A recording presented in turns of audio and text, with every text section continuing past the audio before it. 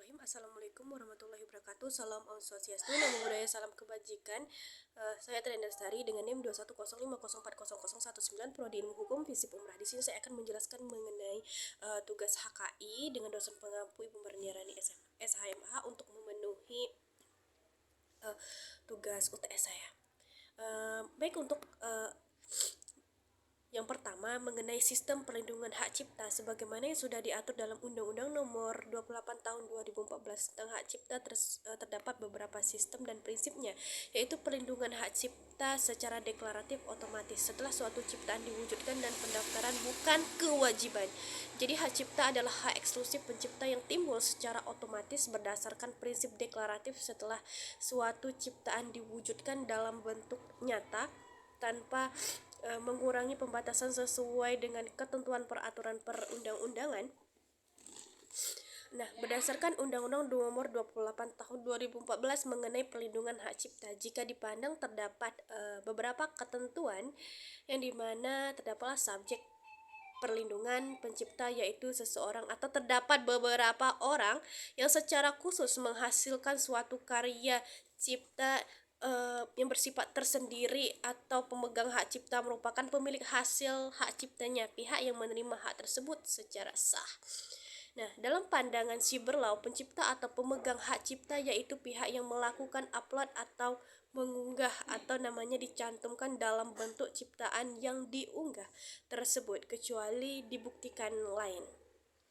Nah, pencipta adalah subjek hukum dari hak cipta dalam artinya tuh sebagai pendukung hak dan kewajiban. Jadi untuk menjalankan peranannya berkaitan dengan kepemilikannya.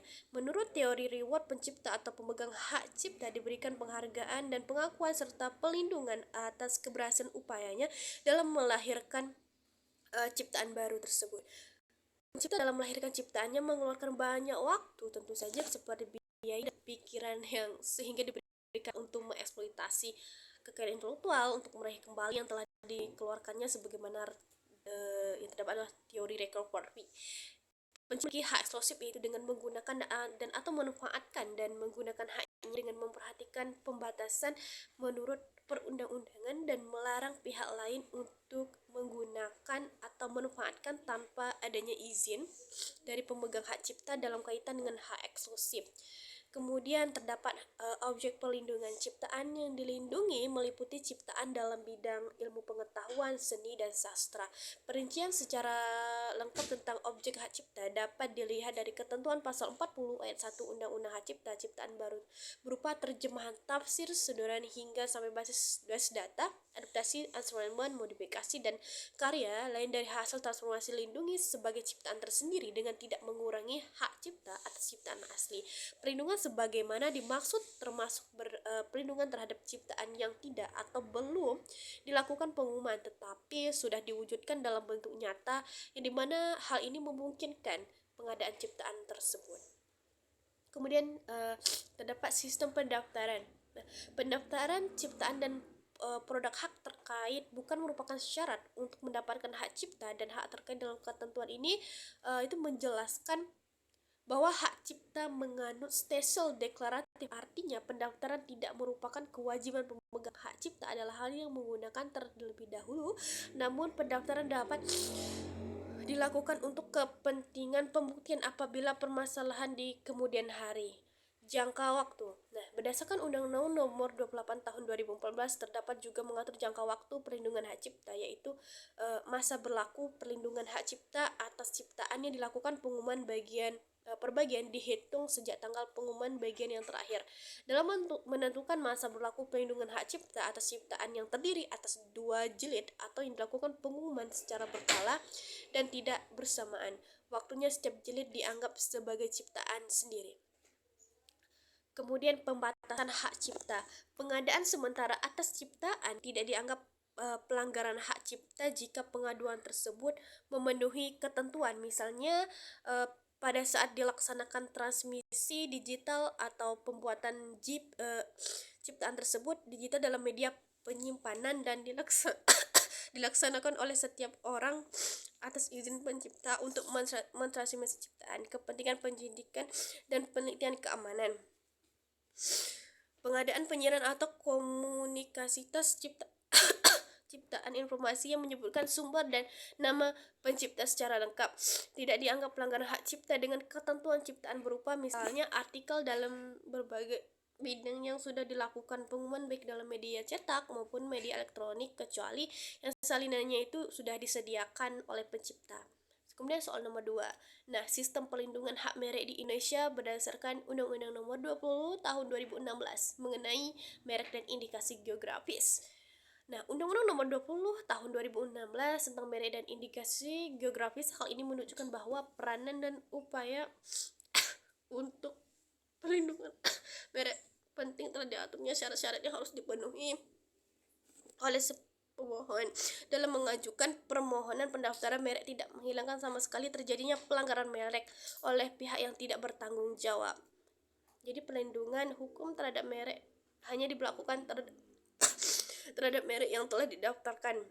Pendaftaran merek akan memberikan perlindungan yang lebih kuat, khususnya jika bertentangan dengan merek yang identik atau yang mirip. Jadi dengan adanya sebuah perlindungan tersebut menunjukkan bahwa negara sangat berkewajiban dalam menegakkan hukum merek. Apabila ada pelanggaran terdaftar, pemilik merek dapat mengajukan gugatan ke pengadilan yang berwenang. Hal ini berdasarkan pasal 2 ayat 3 Undang-Undang Nomor 20 Tahun 2016. Merek yang dilindungi terdiri atas tanda berupa gambar, logo, nama kartu, huruf, angka, susunan warna dalam bentuk 2 dimensi atau 3 dimensi, suatu hologram dari 2 atau lebih unsur tersebut untuk membedakan barang dan atau jasa yang diproduksi orang atau badan hukum dalam kegiatan perdagangan barang dan atau jasa. Jadi masuk kepada kasus Melly Goeslaw. Nah, yang dimana Melly Goeslaw ini sebagai pencipta lagu menjual hak ekonomi lagunya kepada produser rekaman secara tanpa batas atau jual putus. Berapa jangka waktu pengalihan hak ekonomi pencipta lagu kepada produser fonogram, sehingga hak itu kembali lagi kepada Melly Goeslaw selaku pencipta lagu. Undang-Undang Nomor 28 Tahun 2014 tentang hak cipta.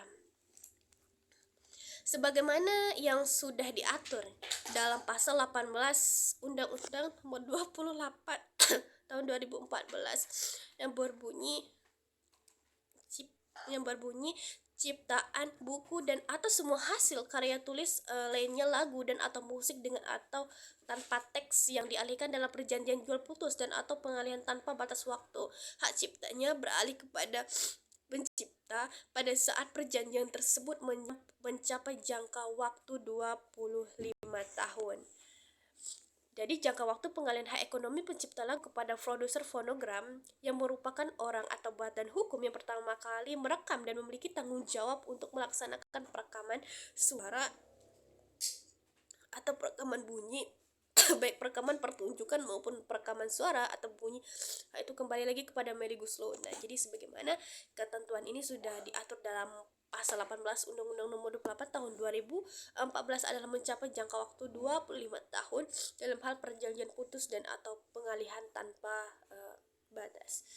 Baik, itu saja yang dapat saya sampaikan. Mohon maaf jika terjadi kesalahan dalam penyampaian. Saya tutupi dengan wabillahi taufiq wal hidayah. Wassalamualaikum warahmatullahi wabarakatuh.